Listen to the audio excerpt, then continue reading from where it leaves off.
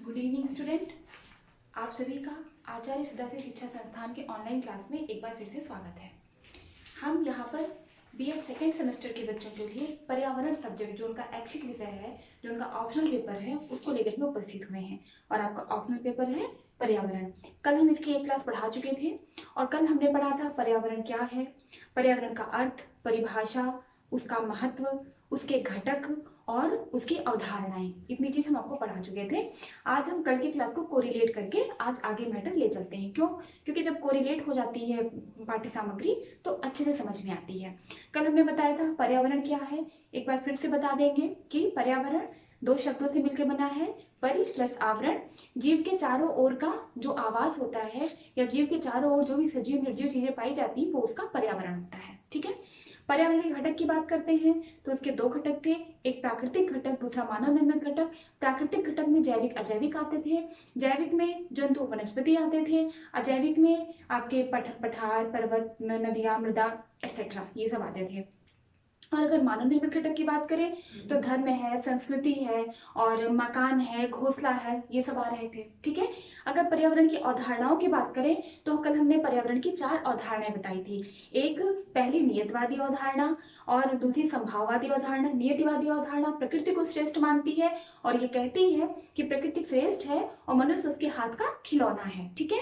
दूसरी थी संभाववादी अवधारणा जो मनुष्य को श्रेष्ठ मानती है और ये कहती है कि मनुष्य प्रकृति में अपने इच्छा के अनुसार परिवर्तन कर सकता है, जो विज्ञानवाद को बढ़ावा देती है। ठीक है। और तीसरी अवधारणा बताए थे हम नौ-नियतिवादी अवधारणा, जो न प्रकृति को श्रेष्ठ मानती है न मनुष्य को श्रेष्ठ मानती है। वो प्रकृति और मनुष्य के बीच की मध्यस्थता करती है और ये कहती है कि प्रकृति का उतना उपयोग करो ताकि हमारी अगली पीढ़ी उसका उपयोग कर सके और हमारी अगली पीढ़ी तक वो संसाधन सुरक्षित रहे। ठीक है।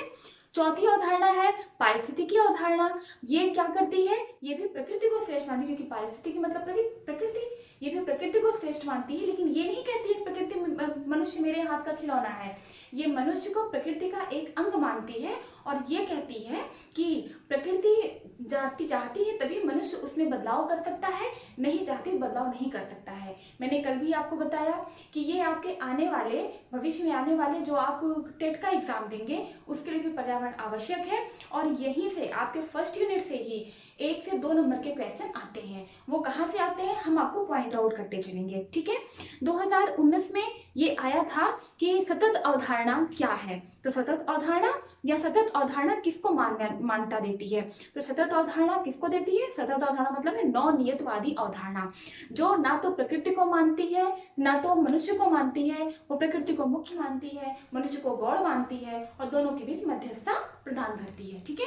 और वो ये कहती है कि प्रकृति का हम उतना ही उपयोग करना चाहिए कि हमारी अगली पीढ़ी के लिए वो बचा रहे। ठीक है। आज हम जो टॉपिक लेके आए हैं उसे कहते हैं, आपके सिलेबस में है कि correlation between human and environment. ठीक है। यानी कि हमारा जो है मानव और पर्यावरण के मध्य संबंध है। हमारी हेडिंग क्या है? मानव और पर्यावरण के मध्य संबंध। ठीक है ना। अब आप ये बताइए कि मानव और पर्यावरण, आप जानते हैं जब हम पर्यावरण की बात करते हैं तो पहले भी बताए थे, पता नहीं आपको याद है कि नहीं, जब भी मानव शब्द का प्रयोग हो तो हम उसे मानव नहीं समझते हैं, हम उसे जीव समझते हैं। क्योंकि यहाँ पे मानव का आशय है जीव। जीव में सभी आते हैं, चाहे पेड़, चाहे वनस्पति हो, चाहे जंतु हो। जंतु में चाहे मनुष्य हो, चाहे जानवर हो, चाहे छोटे जीव हो। ठीक है। इस बात का सदैव ध्यान रखिएगा। पर्यावरण में मानव का आशय मनुष्य से नहीं है, प्राणियों से है या जीवों से है। ठीक है। अब यहाँ पे देखिए मानव, अब आपको मन में ये क्वेश्चन है कि मानव पहले आया या पर्यावरण पहले आया? तो जाहिर सी बात है पहले पर्यावरण की स्थापना हुई, पहले पर्यावरण की उपस्थिति हुई, इसीलिए तो उसमें मानव की उपस्थिति हुई ना।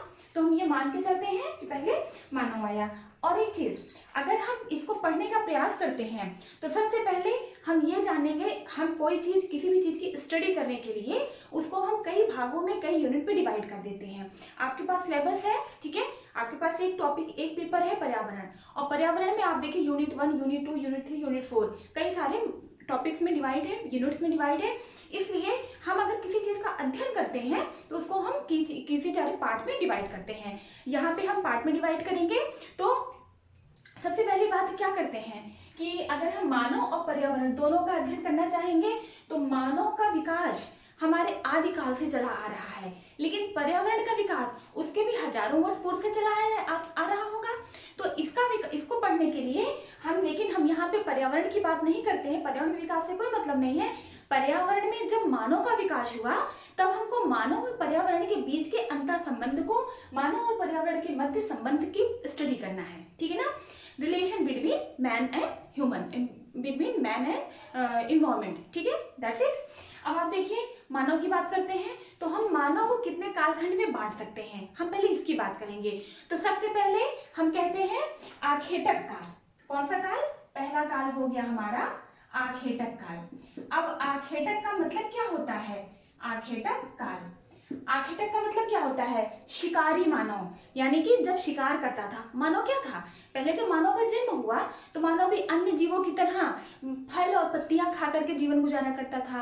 अन्य जीवों की तरह जाके नदियों से ऐसे झुक कर पानी पी लिया करता था, मुंह से हाथ का प्रयोग ही नहीं करता था, क्योंकि उसके पास कोई नॉलेज ही नहीं थी, कोई इवेल्युएशन ही नहीं था, कोई इवोल्यूशन ही नहीं था। तो क्या करता था? वो झुक के पानी पी लिया करता था। और पशु पक्षी क्या करते, जो अन्य जानवर क्या करते थे? छोटे जानवर को मार के खाते थे, वो भी जानवर का शिकार करने लग गया था। तो इसको हम और किस नाम से जानते हैं? इसको हम जानते हैं शिकारी मानव, ठीक है ना। कौन सा मानव? शिकारी मानव। और इसको हम और भी किस नाम से जानते हैं? इसको हम और जानते हैं, आपने जो आप इतिहास में पढ़े होंगे, आदि मानव, ठीक है ना, क्योंकि आदि मतलब होता है सबसे प्रारंभिक मानव, ठीक है। तो ये पहला काल हो गया, कौन सा? आखेटक मानव। आखेटक मानव इसको क्यों कहते हैं? क्योंकि इसी समय ये इस प्रकार के मानव या इस काल के मानव शिकार करके अपना जीवन यापन करते थे, ठीक है ना। अब देखिए इसका संबंध कैसा था? इसका संबंध कारक का था, क्योंकि यही उसमें करने वाले थे। संबंध कैसा था? मानव पर्यावरण के बीच कैसा संबंध था? कारक का था। और इस प्रकार के मानव को हम क्या कहते थे? पाता और दाता। अब यहाँ पे कहेंगे पाता और दाता क्या है, हम बताते हैं। पाता मतलब क्या है? मानव पर्यावरण से, फल से, पेड़ से फल को तोड़ के खा लेता था, वो पाता हो गया, क्योंकि पर्यावरण को भोजन मिलता था, पाता हो गया। और दाता अनजाने में कहीं ना कहीं वो फल को बिखेर देता था, और बिखेरने के बाद जो फल के बीज है वो मिट्टी में जाकर के नए पौधों को जन्म देते थे। तो पर्यावरण को पुनः एक पेड़ वो प्रदान कर देता था, ठीक है ना। तो क्या है? पाता और दाता, मतलब पर्यावरण को इस प्रकार के मानव से किसी भी प्रकार का कोई नुकसान नहीं था, ठीक है ना। ये क्या करता था? पाता और दाता था, ठीक है। तो क्या हो गया? आदिकाल पहला मानव, और अगर मानव पर्यावरण के मध्य संबंध पढ़ने की बात करते हैं तो पहले तो कालखंड में बांटते हैं। कालखंड में बांटने के बाद पहला खंड हम बांटते हैं, अब पहला काल हम मानते हैं आखेटक काल। आखेटक काल यानी शिकारी मानव। अब किस काल के मानव शिकार किया करते थे? आदिकाल के मानव या आखेटक काल के मानव शिकार किया करते थे। आदिकाल के मानव का पर्यावरण के संबंध में बीच में कैसा संबंध था? तो कारक जैसा संबंध था। उसके मानव कैसे होते थे? पाता और दाता होते थे, जो पाते भी थे और प्रकृति को देते भी थे। प्रकृति को इस प्रकार के मानव से किसी प्रकार का कोई नुकसान नहीं था, प्रकृति के साथ कोई छेड़छाड़ी मानव नहीं किया करते थे, इसलिए हमारी प्रकृति सुरक्षित थी। लेकिन इस प्रकार के मानव में क्योंकि आप जानते हैं सबसे ज्यादा चिंतनशील अगर कोई जीव है जीवों में तो वो है मनुष्य, ठीक है। मनुष्य चिंतन करता है, मनुष्य मनन करता है, तभी उसके फलस्वरूप वो अपना विकास संभव कर पाता है, ठीक है। यहाँ भी ये प्रकार के मानव भी चिंतनशील थे, ठीक है। किस प्रकार के चिंतनशील थे?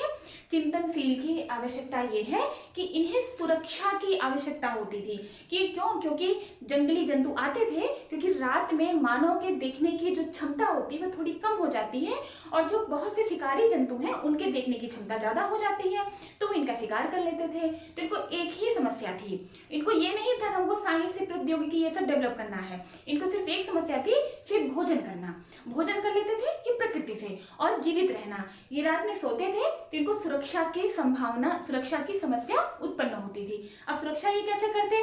तो इन्होंने, क्योंकि ये चिंतनशील था, मानव सबसे ज्यादा चिंतनशील प्राणी होता है और ये मानव भी चिंतनशील था, तो ये पेड़ों के सूखे पत्तों को अपनी चारों तरफ गोलाई में रख के फिर सोते थे कि कोई जंगली जंतु आएगा, उन पेड़ों के सूखे पत्तों पे पैर रखेगा, पत्ते कड़कड़ाएंगे और उसकी आवाज से हम जग जाएंगे। लेकिन ऐसा आप क्या संभव है कि जीव एकदम नजदीक तक आ गया और पत्तों पे पैर रखा, वो कड़कड़ाए, आप उठ के भाग सकते हैं? भागेंगे? शिकार हो जाएंगे, जाहिर सी बात है शिकार हो जाएंगे, आप भाग तो पाएंगे नहीं। तो ये क्या करता था, तो इसको एक ही समस्या उत्पन्न होती थी, वो भी कैसी होती थी, सुरक्षा की समस्या। लेकिन इसका ये इन्वेंशन भी यहाँ पे फेल हो गया। पत्ते बिछाने के बाद भी, कड़कड़ाहट की आवाज सुनने के बाद भी, मौत को करीब से देखने के बाद भी मानव अपनी सुरक्षा करने में असफल रह गया। तो फिर दूसरा चिंतनशील था और सोचा क्या किया, ये लोग कैसे करके ये लोग समूह में रहना शुरू किए। अब समूह में रहने की वजह से क्योंकि जो जानवर थे, शिकारी जानवर थे, वो पालतू जानवरों को भी, मतलब छोटे छोटे जानवरों को भी मार के खा जाते थे। तो इन्होंने जानवर पालना शुरू किया, गाय है, बकरी है, कुत्ता है, ये सब जानवर पालना शुरू किया। और क्या करते थे, समूह में रह करके जानवर पाल करके उन जानवरों को अपने चारों तरफ बांध दिया करते थे, मतलब उन चारों को चारों तरफ बांध दिया करते थे और बीच में आराम से समूह में रह करके सोया करते थे। तो क्या हुआ कि इनकी सुरक्षा होने लगी। जो जंतु आते थे, कभी कभी जानवरों का शिकार कर लेते थे, कभी कभी जानवर पहले से भौंक के बता के इसकी सूचना दे देते थे और समूह में लोग दौड़ते थे, जानवर भाग जाते थे। क्योंकि आप जानते हैं ना, यूनिटी में बल होता है, एकता में बल होता है, जानवर भाग जाते थे। तो क्या हो गया, अब इन्वेंशन कैसा हुआ, सूखे पेड़ों के, और समस्या पहले मैंने आप बताया समस्या उत्पन्न हुई, हमारी सुरक्षा कैसे हो। सुरक्षा उत्पन्न होने के बाद आवश्यकता हमको पता चल गई, हमको सुरक्षा करनी है अपनी, और आवश्यकता आविष्कार की जननी होती है। पहले सूखे पत्तों का आविष्कार किया हुआ, फिर समूह में रहने वालों का आविष्कार हुआ, उसके बाद पशुपालन का आविष्कार हुआ। तो जो दूसरे कालखंड में मानव का विकास हुआ, उसको हम कहते हैं, इसको कहते हैं पशुपालन काल। दूसरा काल क्या हो गया आपका, पशुपालन काल। अब ये पूछा जाता है प्रश्न, किस काल के मानव पशुओं को पालते थे, पशुपालन काल के। पशुपालन काल कौन सा विकास क्रम है मानव का, द्वितीय विकास क्रम है, ठीक है ना। अब क्या है, अब जब इसको हम संबंध करेंगे, जब इसमें हम प्रकृति और मानव के बीच के संबंध को बताएंगे, तो क्या है, रूपांतरकर्ता या सहायक। रूपांतरकर्ता क्यों, पहली चीज तो ये क्या हो गया कि एक अवस्था से दूसरी अवस्था में रूपांतरित हो गए मानो। दूसरा कैसे, कर्ता में कहने का सहायक का अर्थ से क्या हुआ, सहायक का कि जब ये लोग समूह में जंगली जीवों को भगाया करते थे, तो जो छोटे जीव हैं उनकी भी तो जीवन की रक्षा होती थी, तो ये सहायक ही तो हुए। तो क्या हुआ, इस प्रकार के मानव, इससे क्या हो गया, दो काम हो गया। पहली चीज तो जीवों की रक्षा होने लगी, और दूसरी चीज क्या हो गया, इनको सहायक के रूप में भी काम आए, और दूसरी चीज क्या, इनके अंदर, इनके जीवन में एक चेंज आया, एक मतलब रूपांतरित मानव हो गए ये, ठीक है, रूपांतर करता हो गए ये। कर्ता तो अभी भी है, कर्ता पहले, कारक पहले भी थे, अब करता है, ये रूपांतर करता है। और इस प्रकार के मानव क्यों, क्योंकि इनका सामाजिकरण हो गया। सामाजिकरण मतलब क्या होता है, अपने से उठ करके सोचना, हम की भावना का विकास होना। तो हम की भावना का विकास हो गया, समूह भावना का विकास हो गया, इनका सामाजिकरण हो गया। तो इसको इस प्रकार का मानव कहते हैं, इसको हम कहने लगे सामाजिक मानव। अब क्वेश्चन बनता है कि पशुपालन, किस प्रकार के मानव पशुओं का पालन करना शुरू किए थे, सामाजिक मानव पशुओं का पालन करना शुरू किए थे, ठीक है। एक प्रश्न यहाँ से निश्चित है आपके टेट में आएगा, और आपके पर्यावरण के पेपर के दृष्टि से तो पहली यूनिट बहुत ही जरूरी है, ठीक है ना, बहुत इंपॉर्टेंट है, ठीक है ना। अब फिर क्या हुआ, जब अब ध्यान दीजिएगा, चिंतन और मनन दो ही एस्पेक्ट है मानव के पास, क्योंकि मानव चिंतनशील है। अब देखिए, साथ रहने, उनकी सुरक्षा तो हो गई, अब उनके जंगली जंतुओं से सुरक्षा उनकी मिल गई, अब उनको कोई असुरक्षा की भावना नहीं है, अब वो सुरक्षित है। लेकिन आप ये बताइए कि पेड़ों के पत्ते पहन कर, या पेड़ों के फल को खा करके तो वो कैसे, कब तक जीवित रहेंगे। एक स्थान पे संसाधन सीमित होता है ना, अब वो स्थान छोड़ के भी नहीं जा सकते। क्यों नहीं जा सकते, क्योंकि वहां पर वो सुरक्षित है, एक घर टाइप का उनका बन गया है, आवास टाइप का बन गया है, ठीक है, और उनको खाने की भी आवश्यकता है। तो क्या करने शुरू किए, वहीं पर वो खेती करना शुरू किए, धीरे धीरे वो खेती करना शुरू किए। तो जो मानव के विकास का तृतीय कालखंड है, ये किस चीज का है, ये है कृषि काल। इसको तीसरा खंड किसे कहते हैं हम, तीसरा खंड है हमारा कृषि काल। अगर हम कृषि काल की बात करें, क्योंकि आखिरकार काल के बाद पशुपालन काल, पशुपालन काल बाद कृषि काल, क्योंकि मानव चिंतनशील होता है, धीरे धीरे उसका विकास, मानव का विकास होता चला जा रहा है, ठीक है। कृषि कृषि काल। अब कृषि काल के जो मानव होते हैं वो क्या हुए, एकदम से परिवर्तन ला दिए, ठीक है ना। परिवर्तन कैसे ला दिए, वो कृषि करना शुरू कर दिए, ठीक है। अब क्या है, अब सोचिए जरा क्या होता है, जब कृषि इनको करना था तो निश्चित है भाई आसपास के छोटे छोटे पेड़ों को साफ किए होंगे, वहां रहने वाले छोटे छोटे जीव जंतुओं को हटाए होंगे, तब तो वो क्या किए कि वहां पे कृषि करना प्रारंभ किए। तो कहने का आशय है इस काल के मानव प्रकृति के साथ छेड़छाड़ करना शुरू कर दिया। जब तक आर्किटेक्ट काल का मानव था प्रकृति को कोई दिक्कत नहीं थी, प्रकृति से मिलता था उसे दे देता था। जब पशुपालन काल, क्योंकि वहीं पे फल खाता था, वहीं फल के बीज गिरते थे, वहीं पे नया पेड़ जमता था, ठीक है, और उस पेड़ को कोई रौंदने वाला भी नहीं था। जब पशुपालन काल के मानव आ गए तो एक समूह में रहना शुरू किए, जो खाते थे वहां पे गिरने नहीं पाता था, या जो गिरता था वहां पे जमने नहीं पाता था, क्योंकि वहां पे वो लोग रहते थे। तो अब लेकिन ये जो कृषि काल का मानव है, इसको जब कृषि की आवश्यकता हुई तो कृषि के लिए भूमि की जरूरत होती है, और भूमि वो कहाँ से पाते, भूमि तो साफ सुथरी थी नहीं कि कृषि की योग्य भूमि हो। छोटे छोटे पेड़ पौधे हो रहे होंगे, बड़े बड़े पेड़ पौधे रहे होंगे, छोटे छोटे जीव जंतु रहे होंगे, तो सबको उन्होंने साफ किया।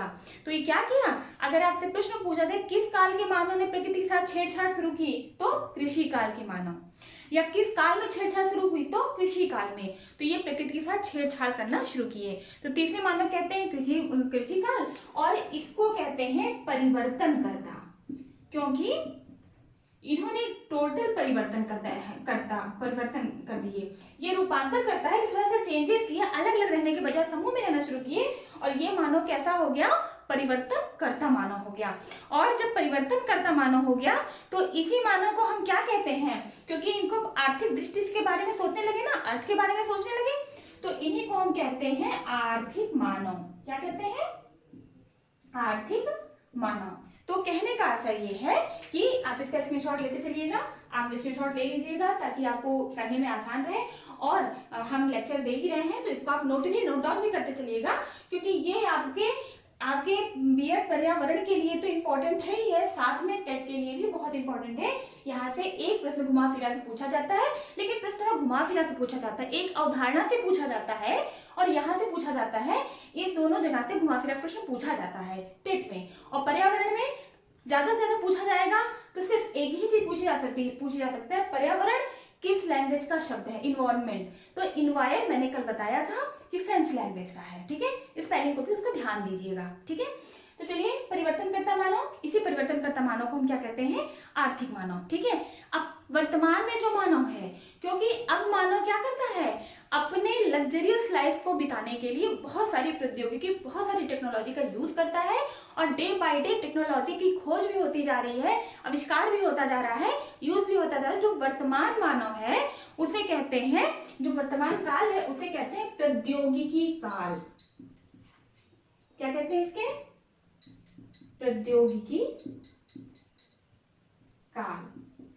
और जो प्रौद्योगिकी काल है इसका प्रकृति के साथ संबंध कैसा है, क्योंकि ये मानव बहुत सारे परमाणु बम विस्फोटक पदार्थों का निर्माण हो रहा है, और बहुत सारी जो हमारे प्रकृति के साथ बहुत ज्यादा छेड़छाड़ हो चुकी है, तो अब प्रकृति भी अपना कहर हम पर भर पा रही है। प्रौद्योगिकी काल के मानव पर प्रकृति भी कहर भर पा रही है, क्योंकि अब बहुत हो गया, हर चीज की लिमिट होती है। अब हम वो लिमिट क्रॉस कर गए, अब प्रौद्योगिकी काल का मानव वो लिमिट क्रॉस कर गया। 2G, 3G, 4G, 5G, ये सब क्या है, ये सब लिमिट को क्रॉस करना ही तो है ना। तो इसमें प्रकृति और मानव के बीच कैसा संबंध है, विध्वंसक संबंध है। कैसा संबंध है, विध्वंसक संबंध है, ठीक है। ये प्रौद्योगिकी काल के मानव के मनुष्य के बीच ये जो संबंध है, ये आपका संबंध दर्शा रहा है। ये कारक, रूपांतरकर्ता, परिवर्तनकर्ता, विध्वंसक, ये संबंध है दोनों के बीच। तो कैसा संबंध है, ये विध्वंसक संबंध है। और इस मानव को हम आर्थिक मानव ना कह के इसको कहते हैं हम प्रौद्योगिकी मानव, क्योंकि प्रौद्योगिकी या टेक्नोलॉजी का विकास इतना हो चुका है कि क्या हो रहा है, ड्राइवरलेस गाड़ियां भी आ रही हैं, ठीक है, और बहुत सारी चीजें हो रही, बहुत सारी नई नई टेक्नोलॉजी का आविष्कार हो रहा है। तो क्या है, ये मानव कैसा है, प्रौद्योगिकी मानव। अब आप लोग बताइएगा समझ में आया कि नहीं आया। अगर समझ में आएगा तो वीडियो को लाइक जरूर कीजिएगा, आप इसको स्क्रीनशॉट ले लीजिए, हम आगे चलते हैं, ठीक है। सब लोग स्क्रीनशॉट ले लीजिए। हम फिर से रिवाइज कर दे रहे हैं। मानव और पर्यावरण के बीच संबंध, जो पहला काल था उस काल को आखेटक काल कहते हैं। आखेटक काल में मानव पर्यावरण के बीच कारक का संबंध था और उस प्रकार के मानव को हम पाता दाता कहते थे। ठीक है। जो द्वितीय काल आया उसे पशुपालन काल कहते हैं, क्योंकि इसमें पशुओं का पालन शुरू हो गया था और पशुओं का पालन मानव के चिंतन की वजह से, चिंतनशील होने के कारण पशुपालन करना शुरू किए। उस मानव को रूपांतरकर्ता कहते हैं, क्योंकि मानव और प्रकृति के रूपांतरकर्ता का सहायक का संबंध था, उसे सामाजिक मानव कहते हैं, क्योंकि पहली बार इसी काल में समाजीकरण का विकास हुआ था मानव के अंदर। तीसरा जो काल आया वो कृषि काल था, क्योंकि इसमें कृषि करना शुरू कर दिए थे, तो इसमें परिवर्तनकर्ता का संबंध है मनुष्य और पर्यावरण के बीच। इस प्रकार के मानव को आर्थिक मानव कहते हैं। जो चौथा काल आया उसे प्रौद्योगिक काल कहते हैं, क्योंकि इसमें बहुत सारे टेक्नोलॉजी का विकास हो चुका है और ये वर्तमान काल, यही प्रौद्योगिक काल वर्तमान काल है। इस प्रकार इस काल में मानव और पर्यावरण के बीच विध्वंसक का संबंध है और इस प्रकार के मानव को, इस काल के मानव को प्रौद्योगिकी मानव कहते हैं। आप प्लीज इसका स्क्रीनशॉट लीजिए, फिर हम आगे चलते हैं। हम आई होप कि आपने स्क्रीनशॉट ले लिया होगा। हम आगे चलते हैं और आपके पर्यावरण में जो प्रथम यूनिट है, प्रथम यूनिट का जो फर्स्ट सेक्शन है, उसमें आपका पर्यावरण के अर्थ है, परिभाषा है, स्कोप है, डेफिनेशन है, मीनिंग है, नेचर है और ये सब ही है। कल मैंने आपको इसका कंपोनेंट भी बताया था। ठीक है। और इसमें वो संबंध, मनुष्य और पर्यावरण के संबंध भी है और इसी में एक है इकोलॉजी, यानी कि पारिस्थितिकी। क्या है? पारिस्थितिकी। ये भी बहुत इंपॉर्टेंट है आपकी पढ़ाई की दृष्टि से भी, कोर्स की दृष्टि से भी और टेस्ट की दृष्टि से भी। ठीक है ना। पारिस्थितिकी में अगर हम बात करते हैं तो पारिस्थितिकी क्या है, हमने आपको पहले ही बताया, परिभाषा लर्न करने की कोई जरूरत नहीं है। आपको परिभाषा याद करने की जरूरत है ही नहीं। ठीक है। आपको परिभाषा सिर्फ समझने की जरूरत है। ठीक है। पारिस्थितिकी का मतलब क्या होता है? पारिस्थितिकी इंग्लिश शब्द, और हमने ये भी बताया कि जब आप इन्वायरमेंट पढ़िए तो इंग्लिश लैंग्वेज, क्योंकि इन्वायरमेंट कोई भी शब्द अंग्रेजी से नहीं लिया जाता है। ठीक है। पारिस्थितिकी को इंग्लिश में कहते हैं इकोलॉजी, ECOLOGY, इकोलॉजी। ठीक है ना।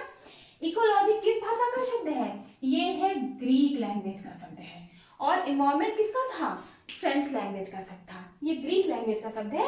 ये क्वेश्चन पूछा जाता है, इकोलॉजी किस लैंग्वेज का शब्द है? तो ये ग्रीक लैंग्वेज का है। ठीक है। इकोलॉजी, अब आप देखिए तो इकोलॉजी दो शब्दों से मिलकर बना है। एक है ओइकस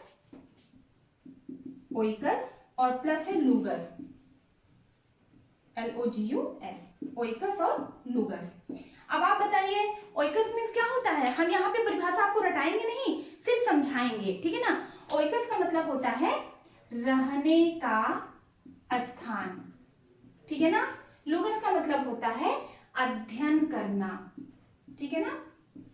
अध्ययन करना। अब छोड़िए, और हम क्या बात कहे थे? एक चीज और हम आपको पर्यावरण समझाए थे। जब हम परि प्लस आवरण समझाए थे तो हमने बताया था परि प्लस आवरण किसके परिता का आवरण? जीवों के चारों तरफ का आवरण। तो यहाँ भी किसके रहने का स्थान और अध्ययन करना किसके रहने का स्थान? जीव के रहने का स्थान। क्योंकि हमने आपको ये बताया था जब हम पर्यावरण की बात करते हैं तो मानव की बात नहीं करते, हम जीवों की बात करते हैं, हम प्राणियों की बात करते हैं। ठीक है। तो यहाँ पे देखिए जीव। अब यहाँ तीनों के बीच संबंध स्थापित करिए आप। तीनों को हम ऐसे घेर लेते हैं, तीनों को आपस में जोड़ देते हैं, बन गई परिभाषा। क्या बन गई? जीवों के रहने के स्थान का अध्ययन करना ही पारिस्थितिकी कहलाता है। परिभाषा बन गई, सिंपल है। क्या है? जीवों के रहने का स्थान का अध्ययन करना ही पारिस्थितिकी कहलाता है, या जीव जिस वास स्थान पे निवास करते हैं उसी का अध्ययन ही पारिस्थितिकी कहलाता है। क्लियर? परिभाषा आ गई आपको समझ में? एक चीज और जान लीजिएगा, ये आपसे क्वेश्चन पूछा जाता है कि पारिस्थितिकी शब्द का प्रयोग सबसे पहले किसने किया। ठीक है ना। आपको कहीं अलग अलग सन लिखा हुआ मिलेगा, हमने एक दो किताब में सन डिफर किया है। ठीक है ना। लेकिन ये 1866 में अर्नेस्ट हेकल ने इस शब्द का सबसे पहले प्रयोग किसने किया था? अर्नेस्ट हेकल ने 1860, हम नाम भी लिख दे रहे हैं, किसने?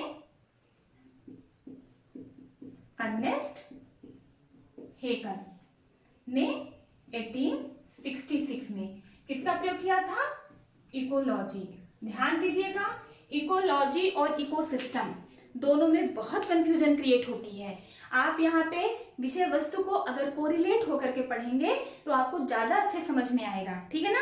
इकोलॉजी शब्द का प्रयोग सबसे पहले 1866 में अर्नेस्ट हेकल ने किया था और ये आपका एनसीईआरटी की बात है, ठीक है ना। एनसीईआरटी में लिखी हुई चीजें हैं ये, ठीक है। और आयोग किसको मानती है? एनसीईआरटी को, ठीक है। ये आपकी परीक्षा बहुत सारी, आप लोग कई जगह एग्जाम देते होंगे, वनडे एग्जाम में भी, ये वनडे एग्जाम की दृष्टि से भी इंपॉर्टेंट क्वेश्चन है, ठीक है। कि इकोलॉजी शब्द का प्रयोग सबसे पहले अर्नेस्ट हेकल ने किया था और क्या किया था, ये किस लैंग्वेज का शब्द है? ये ग्रीक लैंग्वेज का शब्द है और ये किस शब्द, दो शब्द मिलकर बना है, ओकेस और लुगस। रहने का स्थान अध्ययन करना, यानी कि जीवों के रहने का स्थान का अध्ययन करना ही क्या कहलाता है? पारिस्थितिकी कहलाता है, ठीक है। क्वेश्चन यहाँ से नहीं पूछा जाता है, क्वेश्चन सिर्फ यहाँ से पूछा जाता है, क्वेश्चन सिर्फ यहाँ से पूछा जाता है, ठीक है ना। तो अगर पूछा जाता है तो वन लाइनर क्वेश्चन, अदरवाइज जब आप अभी विस्तार से लिखना है आपको, क्योंकि लॉन्ग आंसर टाइप क्वेश्चन करना है तो आपको पूरा पढ़ना पड़ेगा, पूरा सुनना पड़ेगा, पूरा समझना पड़ेगा, ठीक है। और यहाँ पे हम पारिस्थितिकी की बात करने से पहले आपके पास हम दो बातें करते हैं, एक पर्यावास, दूसरा निकेत। किसी की बातें करते हैं, पहला पर्यावास और दूसरा निकेत। पर्यावास, निकेत।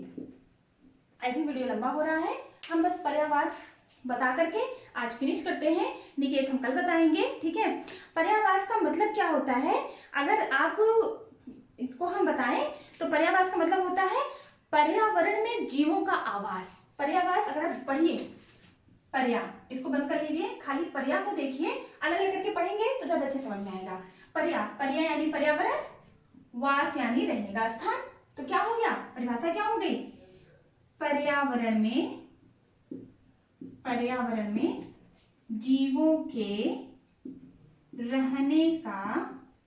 रहने का स्थान, क्या हो गया, पर्यावरण में जीवों के रहने का स्थान क्या हो गया, पर्यावास हो गया।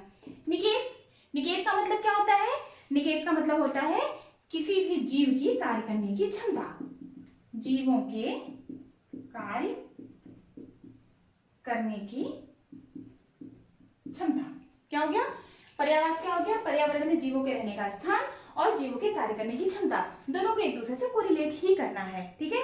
अगर इन दोनों के बीच क्या होता है, अंतःक्रिया होती है, इन दोनों के बीच अंतःक्रिया होती है। क्यों? क्योंकि रहने के लिए ही व्यक्ति कार्य करता है। एक जंगल में शेर, हाथी, गीदड़, बहुत सारे लोग रहते हैं, ठीक है ना।